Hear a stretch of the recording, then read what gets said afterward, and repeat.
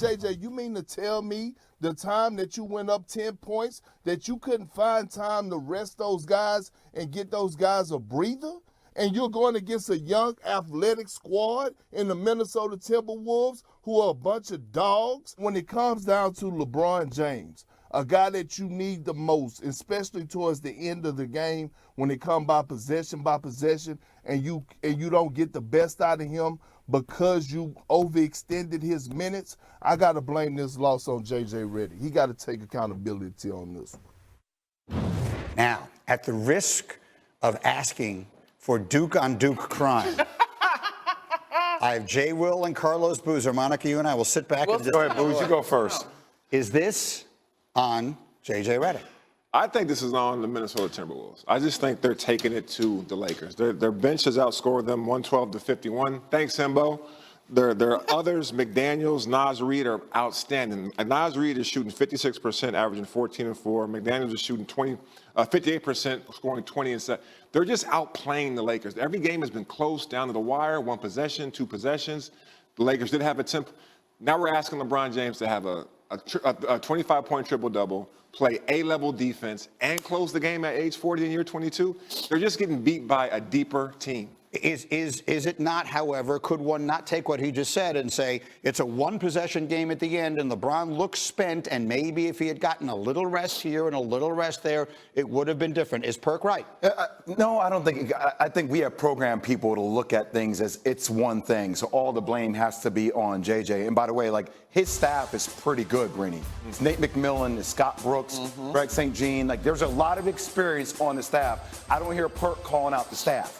Right? So that's number one. Look, because we don't call out the staff, Jay. We call out the head coach. But I know, but by the way, the staff was constructed because JJ was a first-year head coach. That's why you bring in experienced head coaching former players, right? To do that. So, look, I think JJ coached the third quarter like a veteran. I think the fourth quarter, he coached more like a rookie, right? You can't play basketball in the playoffs on fumes. But, like, I think it's a bold move, but I don't think it's an incompetent move. Why the hell do we play this season? Why do you rest LeBron throughout the course of the season? Why are you ramping up Luka's moments and minutes if it's not for these two quarters? Like, it's you must-win scenario, right? It's a closeout situation. I can't knock that. You can make slight adjustments, but LeBron James makes a play down the stretch, you win the game. Monica. Numbers are not my strength, so if I mess this up, just go with the point I'm trying to make. There was a 10-point lead to start the fourth, right? Somewhere in there. By the 4-minute mark and change, the Timberwolves are poised to take the lead.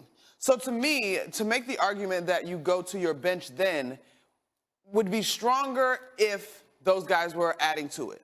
But those guys were barely holding water. They ended up giving up the lead. So you think you have better on the bench to solve that game, to hold on to that lead? I just think hindsight is always 20/20, and it's easy to point the finger at J.J. Redick. But the same praise that we've been giving him to put him in the Coach of the Year conversation, you got to know he didn't just make that move by happenstance. I'm not saying it was his best coaching moment, Jay, but it's not as if those guys were blowing this thing out to 20 and I could go to my bench. They were treading water. I have one thing I'm curious to get your opinion on it. So a lot of talk throughout the course of the season has been about, like, who is the best third option in the NBA? And a lot of people were saying AR, right? Austin Reeves. Austin Reeves is missing a lot of shots. A lot of wide open shots. Now, he's been averaging 15 points in this playoff series where he usually averages 20. So, like I'm saying, like Luka, LeBron, they're giving you stuff. I hear the minutes conversation, but AR has to step up in order to help you. Well, the other thing that has been thematic in this postseason that I would offer is experience. And his experience in this moment, this is his first experience. Yeah, that's true.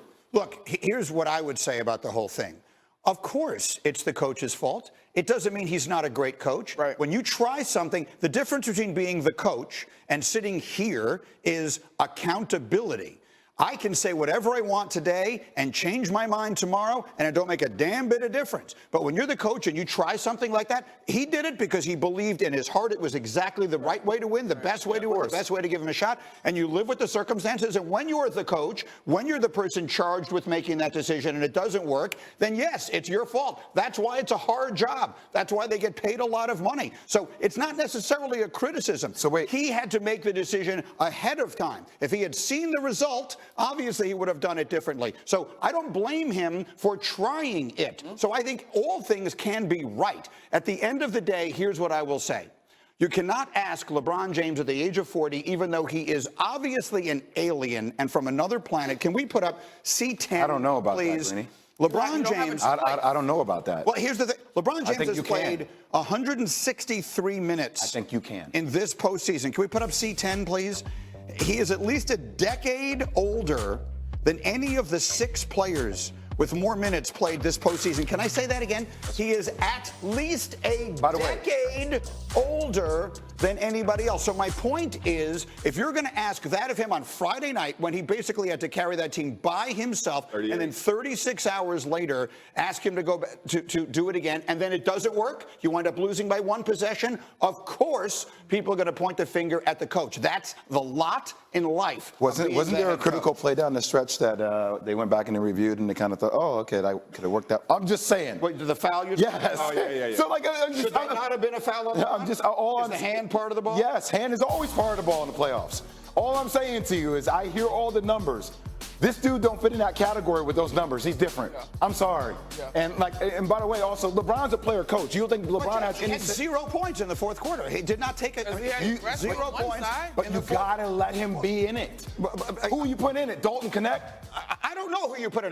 Look down at the bench. You only get 6 points. What I'm saying is that's why it's so easy to sit where I'm sitting and say after the fact, obviously something else might have let you win. He had to do what he did. If I were sitting where he was sitting in the moment, I probably would have done exactly the same thing. That's why being an NBA coach is a hell of a lot harder than sitting here on TV giving opinions after the game has been played and you saw how it turned out. My seat doesn't get warm. I'm very happy right here. I'm with you, Gritty. But I will also add this. As we all have sat around this table and watched this team evolve, the depth is not a new question. Right. It has just come back to the forefront because you got them young guns on the Minnesota Timberwolves operation running up and down the floor with depth. But they played these other guys during the regular. I mean, that's different. True. This is different. You shorten your rotation in the playoffs, so Gritty. And once again, all due respect to Perk, he didn't just shorten the. I can't even see the rotation. Well, let me tell you something. Let's have a real honest moment. If we're all on the bench and we're the coaching staff, we're looking down that bench, we're saying, who we throwing in there? Right. We probably do the same thing he did. And then when it doesn't work, we have to take the blame. That's the way life goes. Of course, yeah. Right. You got 2 minutes. We got a media timeout. I need you to get to that media timeout. Get there. I mean, that's the only way this team, I feel like, is going to have a legitimate chance to win, though. Yeah. So I guess my question I would ask you back is, yes, I get it, hindsight's 20/20, and you can be critical of it, but you don't think that gave them the best odds to win the game? It probably did. 100%. So that's the question we're really asking. When you do something that out of the box and you lose a close game like that, then that's what's going to happen. People are going to say, well, if you had done it the other way, maybe you would have won. And the answer is, we'll never know. That's why that job is so hard. That's what I'm saying. You want, this is a perfect example of, so you want to be an NBA head coach? Right? It's a lot more fun sitting in there yelling at Stephen A. and going back and forth and all that kind of stuff, because you can do that every single day. You can change your mind every single day, and no one can say a word about it because you don't have to make decisions that actually matter. They got 6 points from the bench. I know 6 points from the bench. But they didn't play. In the first half. In the first half. I understand. In the first half. So all I'm saying to you is your bench wasn't giving you anything anyway. Right. We're not arguing. I mean, you and I are saying I feel like we're saying the same thing. We're just saying it loudly. Passionately, yes. Passionately. The point is, what he did, what I probably would have done. And then when it was over, I would have to have asked myself, damn, did I screw that up? Because if I had gotten LeBron 2 minutes here, Luka Doncic looks like he's ready to drop. Now, whether that is his conditioning or the throwing up thing or whatever it is. Yeah, the kangaroo pocket. If there's anyone... Listen, I'm never going to knock a person for having GI issues. Lord knows. I've had more than my share of those. Okay, anyway, let's get to the more or less. I didn't mean it like that, Mom. Brought to you by ESPN Bet. Here's the important piece. We got ESPN Bet Sportsbook, people. More or less. Monica, Jalen Brunson tonight. 29.5 points. You going more or less? Listen, don't come at me. Don't be in my DMs. I'm going more, and here's why. He's the clutch player of the year. In the last 2 games combined, 12 and 15. Well, you do the math. 12 and 15 points in the 4th quarter. The one caveat on this that made me hesitant to go more is I do think there's going to be a level of pressure from Thompson, Harris. I think they might switch up some defensive calls, and I think Cat is actually going to have the biggest game. He's been over 30 in every game in the series so far. J. Will, Jokic, 51.5 points plus rebounds plus assists tonight for Denver, more or less. I'm going to go more. I mean, it's just, look, the offense runs through him.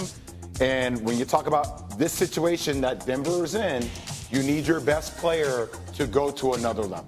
Booze, Giannis, in what could be his last game as a Buck tonight, 34.5 points from Milwaukee, more or less. I say more. I think it's possibly his last game in a Bucks uniform. He's going to go out with a bang, and there's no dang. If you like Indiana those building a plays, better wall than we have. we've made those a parlay. Say it with me. Boost it, baby. What? We have parlayed that on ESPN Bet at the Sportsbook app at plus 610. Look for the more or less featured parlay on the homepage and in the parlay lounge. We got football still to come. Please get the football. Xin chào tất cả mọi người đã quay trở lại với kênh của mình. Ngày hôm nay mình sẽ tiếp tục hướng dẫn làm nửa viên thuốc còn lại nhé. Không được viên thuốc còn lại gì ý đấy, hiểu vấn đề rồi. Sao được đến thành nữa, cái đó dầu quanh cái gì á? Chịu. Đấy.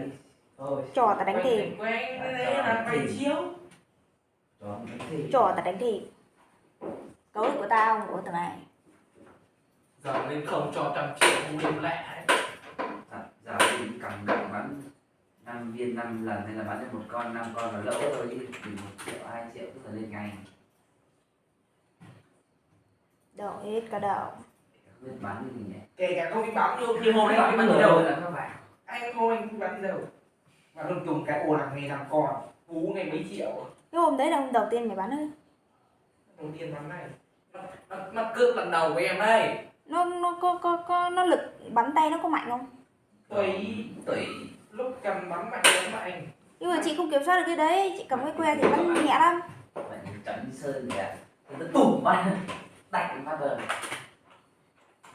Nhưng phải chọn rồi đấy dễ tạch cơ lắm. Không phải chọn. Sớm là phải chọn. Ta tưởng cái lũ chơi tài xỉu á, có người yêu á. Có người yêu mà biết nó chơi tài xỉu chắc là phải ngăn, phải cấm, phải không cho chơi chứ hóa ra là nó còn cho vốn để chơi chứ. Hôm nay ta nghe thằng nào nhé? Thằng Mạnh nó kể người yêu của thằng Sơn nạp vốn cho chơi. Chơi mất thì chồng chính thì vẫn phải 10 chứ nhỉ. chơi mất thì nó chửi, mà không mất thì nó cười khách à.